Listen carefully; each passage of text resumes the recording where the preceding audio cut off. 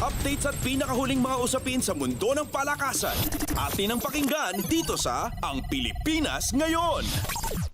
Tinalo ng Creamline ang kanilang sister company na Choco Mucho sa loob lamang ng tatlong sets, 25-17, 25-22 at 25-19 sa pagpapatuloy ng 2024 Premier Volleyball League o PVL All-Filipino Conference na ginanap sa Smart Araneta Coliseum sa Quezon City. Napaganda ng Coal Smashers ang kanilang record sa 8-2 para tumabla sa Flying Titans sa tuktok ng team standings. Naging mainit ang pagtatapat ni na Tots Carlos ng Creamline at Cici Rondina ng Choco Mucho kung saan ipinakita nila kung bakit sila naging most valuable player ng torneo. Nanguna para sa Creamline si Carlos sa nagawa nitong 21 puntos habang nanguna naman para sa Choco Mucho si Rondina sa nagawa nitong 17 puntos. Nag-ambag naman si Coal Smashers team captain Eliza Valdez ng 11 puntos pati na rin si Pangs Panaga.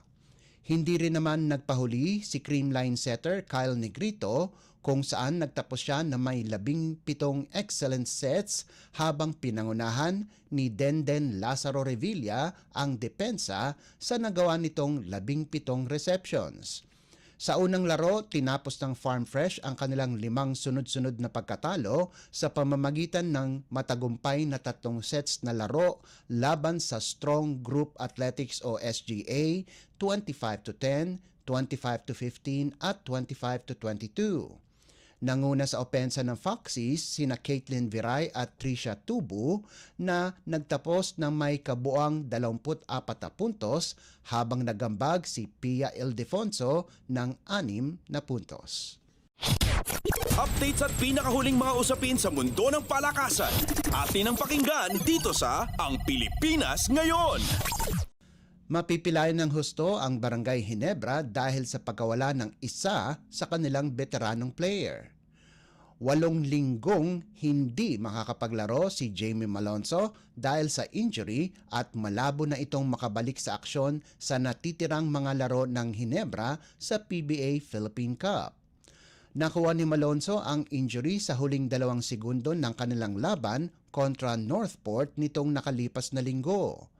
Ayon kay Ginebra head coach Tim Cone, ang inisyal na prognosis nila ay nagkaroon ng calf tear si Malonzo kaya maaring tumagal ng hanggang 8 linggo bago makabalik sa paglalaro. Isang malaking hamon ang kawalan ni Malonzo dahil 3 laro na lamang ang natitira sa elimination round nitong season. Updates at pinakahuling mga usapin sa mundo ng palakasan. Atin ang pakinggan dito sa Ang Pilipinas Ngayon. Tinalo ng Manila ang Bataan 90-84 para mapaganda ang kanilang record sa Season 6 ng Maharlika Pilipinas Basketball League o MPBL na ginanap sa Paco Arena sa Maynila. Kapwa sina Pau Havelona at Carl Brian Cruz ay nakagawa ng 17 puntos bawat isa para pangunahan ang Manila SV Batang Sampaloc habang nag-ambag sina Rabe Al-Hosseini at Ahmad Didat Hanapi na kapwa din nakascore ng 15 puntos bawat isa. Pagkatapos ang malamyang simula, ito na ang ikalawang sunod-sunod na panalo ng Manila para umakyat ang record sa 2-1 sa round-robin elimination round. Bukod sa pangunguna sa scoring, nakalikom din si Havelona ng 6 na rebounds at 7 assists para kunin ang Best Player of the Game. Ang dating UAAP Most Valuable Player na si Hosseini naman ay nagdagdag ng 3 rebounds, 2 assists at 2 blocks habang si Hanapi ay nakahugot ng 7 rebounds. Bukod sa laban ng Manila at Bataan, natalo naman ng Pangasinan ang Bulacan sa score na 87-55 habang natakasan ng Bacolod ang Sarangani 84-81. Nanguna si Hesed Gabo para sa Pangasinan Heatwaves sa nalikom nitong 17 puntos, 5 rebounds, 2 assists at 2 steals. Pinangunahan naman ni Jason Solis ang talonang Bulacan sa nalikom nitong 17 puntos.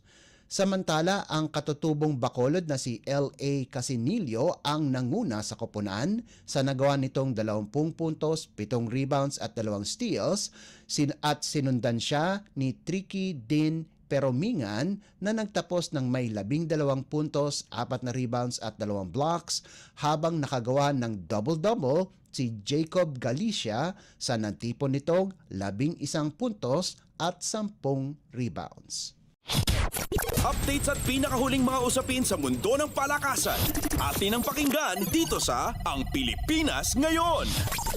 At yan ang pinakahuling balita sa larangan ng palakasan. Para sa Radyo Pilipinas World Service, ito po si Leo Magpayo. Magandang araw. Updates at pinakahuling mga usapin sa mundo ng palakasan. Atin ang pakinggan dito sa Ang Pilipinas Ngayon.